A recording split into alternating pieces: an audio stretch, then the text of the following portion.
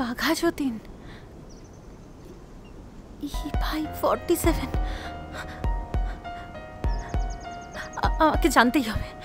আমাকে জানতেই হবে কে।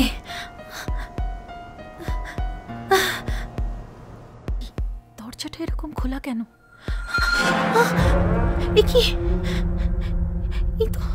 এ তো মরে গেছে, কেউ খুন করেছে। এটাই তো আমার শেষ প্রমাণ ছিল। আমি এখন কি করব? ওই দুজনের নামও তো জানা হলো না। একটা ভিডিওর কথা বলেছিল, ওই ভিডিওটা নিশ্চয়ই কোন মোবাইলে আছে। মোবাইলটা কোথায়? Mobile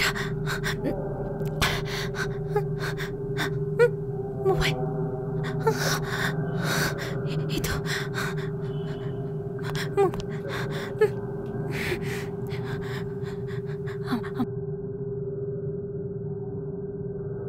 hello. তারপর তুমি কি করলে কুহু? আমি সোজা ওখান থেকে বেরিয়ে আসি। ভাবলাম পুলিশ স্টেশন যাব। তারপর ভাবলাম আজ যখন তুমি ফিরছই, আমি তোমাকে সঙ্গে নিয়েই যাব। তাই তোমার জন্য অপেক্ষা করছিলাম। এইটা একদম তুমি ঠিক করেছো। পুলিশকে না বলে ভালো করেছো। পুলিশকে এই ঘটনার মধ্যে জড়ায় নাকি? কিন্তু অন্তিম, তুমি আসার আগে না আমার কেমন যেন ভয় করছিল। তাই জন্য আমি আগেই পুলিশকে খবর দিয়েছি। পুলিশ এক্ষুনি আসলো বলে।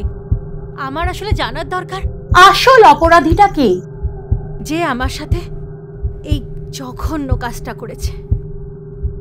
আর তাছাড়া ওই ভদ্রলোক যে ভিডিওর কথা বলেছিল, ওটা নিশ্চয়ই ওনার ফোনেই আছে।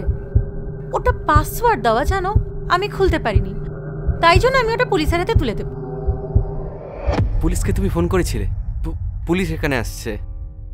কুহু, ফোনটা একটু দেবে?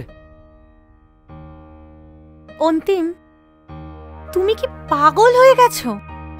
আমি জেনে বুঝে একটা খুনির হাতে এভিডেন্স তুলে দেব? খুনি? কে খুনি? কুহু, আমাকে সন্দেহ করছো? আমাকে? পাগল, তুমি পাগল হয়ে গেছো। তুমি কি আমাকে সন্দেহ করছো কুহু?